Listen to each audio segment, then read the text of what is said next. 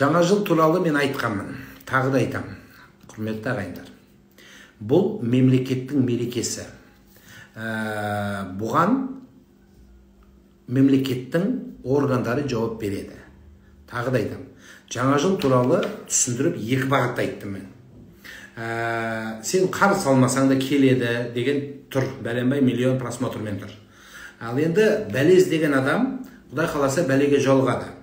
Сондықтан мемлекеттің шаруасына араласпаңыздар. Мұсылман адамға жаңа жыл керек басаған тойлауға? Керек жоқ. Мен мысалы тойламаймын. Бұл сенің праваң. Дұрыс па? Сенің праваң. Енді оны бүйректен сирақ шығарып, сөйтіп елдің алдына айта алатын өмірде тарихта бір адам болды, марқұм қайтыс болып кетті Әбдіғапар ағамыз. Болды ма? Содан жаңа жылдан тойламай кеткен адам шамалы ма?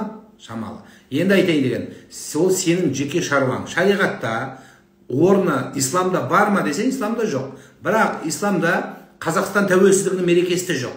Сондықтан сенің шариғи мұсылмандық иманың бұл жерде өзіңнің қалауыңда. Бірақ мұсылман адамға жаңа жыл жоқ деп айттық. Ол онсыз да керек. Бірақ бұл мемлекеттің мерекесі. Түсінікті ма? Ертең мемлекет пенен діннің ортасын бір-біріне қарсы қоймау керек. Түсінікті ма? Оны сыртынан піші деп айтатындар толып жатыр. Мына жерге тіке шығып айтатынға оған дух керек. Болады деп айтуға да, болмайды деп айтуға да.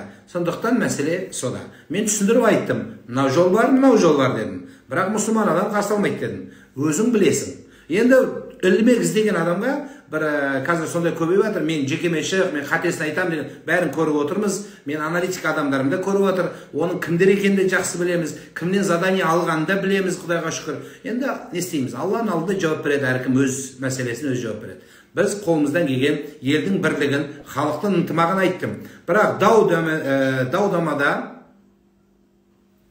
дау-дамайда фитна жасаған, басағанда Аллахтардан алдына әркім өзі жауабын өзі Құдай қаласа береді. Подписаться дегенді басып қойыңыздар. Алла разы болсын.